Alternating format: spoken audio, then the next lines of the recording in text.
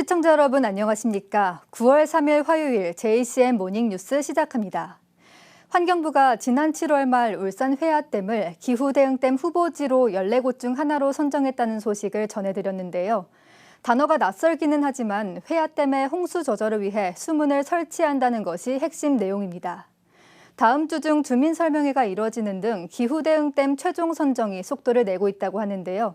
관련 소식 전우수 기자가 보도합니다. 환경부가 지난 7월 30일 기후대응댐 후보지 14곳을 발표했습니다. 기후대응댐은 기후위기에 따른 홍수와 가뭄 피해를 줄이고 미래 물 수요를 맞추기 위해 댐을 신설 또는 리모델링을 하는 댐을 말합니다. 울산의 해야댐은 지난 1986년 5월 완공됐고 준공 이후 40여 년간 공업용수와 인근 지역 주민의 생활용수 공급원 역할을 해오고 있습니다. 그러나 댐의 안전성 문제와 깨끗한 수돗물 공급을 위해 새로운 변신을 요구받고 있습니다. 해야댐은 보이는 것처럼 댐에 물이 차면 여수로로 물이 흘러내리는 원류형 구조입니다. 수문이 없기 때문에 만수위인 31.8m를 넘으면 어쩔 수 없이 생활용수에 손실이 발생합니다. 연평균 5, 6회의 원류가 발생하고 있고 갈수기 때마다 낙동강에서 물을 사들여야 합니다. 또 원류 때마다 댐 하류 지역은 침수 등 안전상의 문제로 고통을 감수해야 합니다. 이 같은 자연재해에 대비하기 위해 울산시는 환경부에 해야댐 안전성 보강과 홍수 통제를 위해 댐에 수문을 설치해 줄 것을 요구해왔고 이번에 해야댐이 홍수조절용 기후대응댐 후보지 중 하나로 선정되면서 그 해결 가능성이 높아졌습니다. 홍수 조절을 통해서 재난 예방 효과가 있고 또한 댐 안정성을 확보하게 됩니다. 뿐만 아니라 우리 시 자체 원수도 추가로 확보하는 효과가 있습니다. 울산시의 계획은 기존 여수로에 높이 6.6m, 길이 100m의 수문을 설치하는 것입니다. 기후대응댐으로 선정되면 국비 900억 원과 시비 100억 원 등 총 1000억 원을 투입해 오는 2025년부터 2029년까지 수문 설치 사업이 추진됩니다. 계획대로라면 약 680만 세제곱미터의 저수량이 늘어납니다. 이는 해야 정수장의 36일분에 해당되는 양입니다.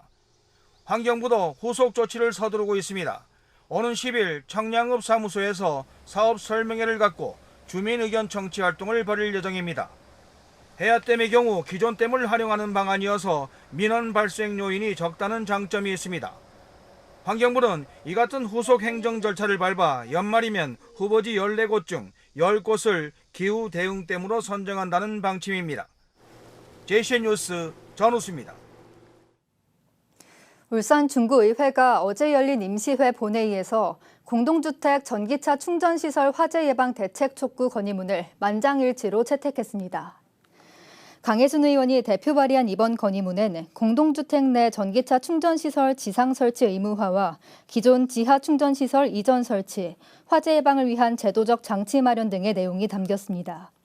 중구의회는 채택된 건의안을 환경부와 산업통상자원부, 국토부와 울산시 등에 송부할 예정입니다.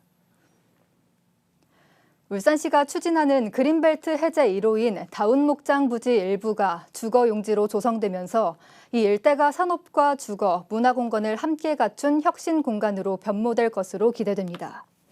울산시에 따르면 중구 다운동산 101번지 일원 다운목장 일대의 개발 계획을 일부 변경해 당초 18만 9천여 제곱미터 부지 전체가 산업시설 용지였던 것을 전체의 10% 정도에 달하는 2만여 제곱미터를 주거용지로 변경했습니다. 이와 관련해 울산시는 지난달 29일 열린 제7회 도시계획위원회에서 다운지구의 개발제한구역 해제지역 개발계획안 변경건을 심의하고 이를 원안 가결했습니다. 국민의힘 김기현 의원은 국회가 공직자에 대한 탄핵 소추를 추진할 경우 단순 의혹만으로는 탄핵할 수 없도록 하는 일명 보복탄핵 방지법을 대표 발의했다고 밝혔습니다. 김 의원은 대표 발의한 헌법재판소법과 정치자금법 개정안은 국회가 공직자에 대한 탄핵 소추를 추진할 경우 사실관계 소명이 없는 단순 의혹만의 이유로는 탄핵할 수 없도록 하는 등 탄핵 사유에 대한 국회의 입증 책임을 보다 더 강화하도록 하는 내용이 담겼다고 설명했습니다. 개미원은 이번 일병 보복 탄핵 방지법을 통해 더 이상 국회가 전쟁의 장이 아닌 민생의 장으로 탈바꿈될 수 있도록 불합리한 정치에 맞서 싸워 나가겠다고 말했습니다. 울산시의회 이영애 의원이 명예사회복지공무원의 효과적인 운영에 필요한 지원 시책을 마련하는 지원 조례를 대표 발의했습니다. 명예사회복지공무원이란 빈곤 돌봄 위기가구, 주거 취약가구 등 새로운 사회적 위험 증가에 효율적으로 대응하기 위해 자발적으로 참여하는 무보수 명예직 지역 주민을 말합니다. 이영애 의원은 이번 조례안은 명예사회복지공무원의 구성과 지원에 관한 사항을 규정해 복지 사각지대에 있는 위기가구를 조기에 발견하고 지원해 시민 복지 증진에 이바지하는 것을 목적으로 전국에서 처음으로 추진하게 됐다고 밝혔습니다. 연포산 터널 무료화 이후 교통량이 늘어나면서 교통체증으로 인한 졸음사고 등이 잇따랐습니다. 이에 경찰이 교통사고 예방을 위한 캠페인을 집중적으로 벌였고 그에 따른 효과도 있었다고 합니다. 전동은 기자가 보도합니다. 차량 5대가 줄지어 멈춰섰습니다. 강한 충격 탓인지 뒷차량은 보닛이 열렸고 앞 차량은 뒷유리가 깨졌습니다. 졸음운전 때문에 일어난 오중 초돌 사고인데 이 사고로 5명이 중경상을 입었습니다. 연포산 터널 무료화 이후 늘어난 교통량에 이와 같은 크고 작은 사고가 잇따르자 경찰이 교통사고를 줄이기 위한 대책 마련에 나섰습니다. 경찰은 지난 4월부터 사고 발생이 잦은 시간대에 교통순찰차와 교통경찰을 집중 배치하고 안전거리 준수와 졸음운전 예방 캠페인을 벌였습니다. 운전자들에겐 졸음운전 예방 껌 등을 나눠주며 교통법규 준수를 강조하기도 했습니다. 그러자 효과가 있었습니다. 통행료가 사라진 지난해 연포산 터널 사고율은 전년 대비 3.5배 늘었고 교통사고 예방 캠페인 전에도 크고 작은 사고가 잇따랐지만 캠페인 이후 사고 건수가 크게 줄었습니다. 특히 연포산 터널 안은 왕복 2차선이다 보니 일단 교통사고가 발생하면 경찰과 구급 차량의 진입이 쉽지 않습니다. 교통사고 발생 시 소통되기까지 평균 1시간 이상 소요되는데 이번 대책을 통해 미포 국가산업단지 산업물류 수송에 도움이 될 뿐만 아니라 울산 시민 편익 증진에도 크게 도움이 되었습니다. 연포산 터널 안 교통사고의 80% 이상은 안전거리 미확보로 인한 사고. 경찰은 연포산 터널 사고 예방을 위해 터널 안 스피커로 안전운전을 당부하는 방송도 내보낼 계획입니다. JCN 뉴스 전동훈입니다. 울주군이 1,100억 원 규모의 신규 기업 투자 유치를 이끌어냈습니다. 울주군은 어제 군청에서 신규 투자 희망 기업 협약식과 투자 완료 기업에 대한 투자 유치 보조금 전달식을 가졌습니다.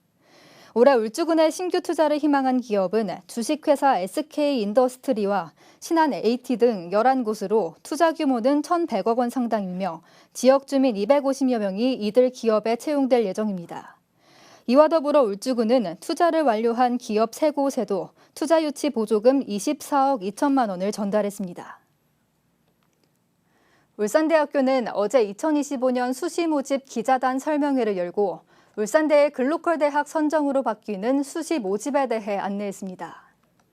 울산대는 현재 10개 단과대학 51개 학부 체계에서 내년부터는 6개 단과대학 16개 융합학부 단위로 개편해 내년 의대 증원분 70명을 포함한 2,723명을 모집한다고 밝혔습니다. 내년부터 입학생은 자율전공대학인 아산 아너스 칼리지를 포함한 16개의 융합학부에 입학 가능하며 정원에 한정되지 않고 의예, 간호, 건축학을 제외한 모든 전공의 복수 전공을 선택할 수 있습니다. 현대자동차 노사가 미래세대 육성을 위한 지역학교 지원 기금으로 3천만 원을 전달했습니다. 어제 울산 강북교육지원청에서 열린 전달식에서 현대차 노사는 현대차 울산공장 인근 초중학교 등 모두 6곳에 교육 기자재와 저소득층 학생 장학금 등으로 각각 500만 원씩을 전달했습니다. 울산시 보건환경연구원은 추석 명절을 앞두고 안전한 축산물 공급이 원활하게 이루어질 수 있도록 도축 검사를 강화한다고 밝혔습니다. 이에 따라 보건환경연구원은 어제부터 13일까지를 특별작업 기간으로 정하고 휴일 도축 검사와 도축량에 따른 작업 시간 연장 등 탄력적 운용을 통해 아프리카 돼지열병과 럼프 스킨 등 악성 전염병과 소결핵 전염병과 소결핵 등 인수공통 전염병에 감염된 개체 색출 등 도축 검사를 강화할 방침입니다. 보건환경연구원은 지난해 울산시 관내 도축장 2곳에서 도축한 소는 하루 평균 39마리였지만 이번 추석 성수기에는 하루 평균 80마리가 도축될 것으로 예상하고 있습니다. 다른 사람의 스마트폰 유심칩을 훔쳐 자신의 휴대전화에 끼워 결제한 20대에게 징역형의 집행유예가 선고됐습니다. 울산지법 김정진 부장판사는 절도 등의 혐의로 기소된 20대 A씨에게 징역 6개월에 집행유예 2년을 선고하고 120시간의 사회봉사를 명령했습니다. A씨는 지난해 7월 경남 양산의 한 축구장에서 피해자가 풋살 경기를 하는 동안 피해자의 휴대전화에서 유심칩을 몰래 빼내 자신의 휴대전화에 끼운 뒤 13차례에 걸쳐 198만 원 상당을 결제한 혐의 등을 받고 있습니다. 2024 고복수 황금심 가요축제와 제34회 울산 고복수 가요제가 지난 주말 이틀 동안 열렸습니다. 가요제는 일제강점기 시절 고향으로 돌아오지 못한 사람들의 마음을 노래로 위로해줬던 울산 출신 가수 고복수 선생을 기리기 위해 마련됐는데요. 올해도 수많은 인파 속 다양한 공연과 함께 전국 각지에서 온 참가자들의 치열한 경연대회가 펼쳐졌습니다. 나경훈 기자가 현장을 다녀왔습니다.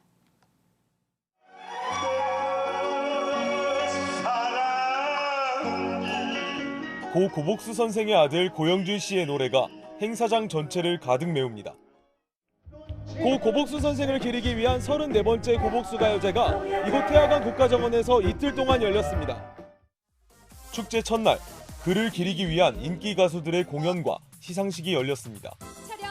서늘한 날씨와 다양한 볼거리에 이곳을 찾아온 시민들도 절로 흥이 납니다. 날씨도 좋고 오늘 밤이 너무 상쾌한 분으로 공연을 즐길 수 있습니다. 다음 날에는 서울과 대구, 부산 등 전국에서 모인 본선 진출 10팀의 경연 무대가 펼쳐졌습니다. 이렇게 전국적인 큰 가요제 출전이 처음이라 많이 떨리고 두려웠는데요. 그래도 무대에서 시원하게 또 제 가창력을 표현하다 보니까 후회는 없습니다. 너무 즐거웠습니다. 치열한 경쟁 끝에 대상과 금상을 수상한 참가자들에게는 상금과 함께 가수 인증서가 수여됐습니다. 가요제는 수만 명의 시민들이 관객석을 가득 메운 가운데 뜨거운 호응 속에 성공적으로 치러졌습니다. 울산 고복수 가요제와 고복수 황금심 가요축제가 성공적으로 마무리됐습니다. 앞으로 대한민국을 대표하는 가요제인 만큼 스타가 많이 배출될 수 있도록 더 많은 노력을 하도록 하겠습니다. 일제강점기 시절 고향으로 돌아오지 못한 사람들을 위해 노래했던 울산 중구 출신 고 고복수 선생.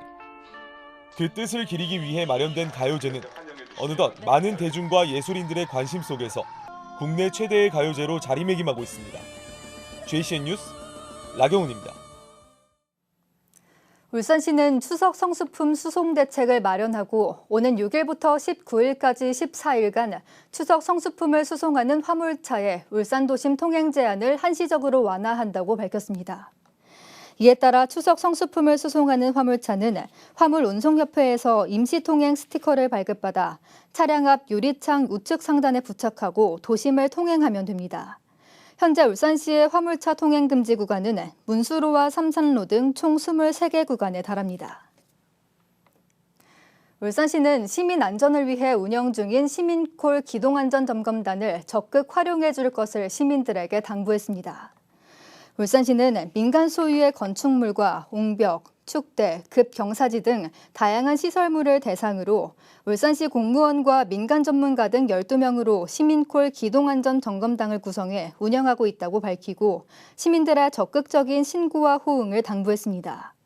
시민콜 기동안전점검단은 지난 2015년부터 운영에 들어가 현재까지 건축 분야 등 135건의 안전점검을 실시했습니다. 울산시가 불필요한 행정 간소화를 통해 공장의 각종 인허가 기간을 대폭 단축하는 등의 성과를 거두고 있는 가운데 대규모 공사 현장의 건축허가 관련법 개정에도 적극 나섭니다. 울산시는 HD현대중공업이 스마트 조선소 구축과 친환경 선박 연구 개발을 위한 신규 시설 투자를 추진하면서 건축 인허가 처리 문제로 어려움을 겪고 있다는 민원이 발생하면서 이에 대한 개선책 마련에 나섰다고 밝혔습니다.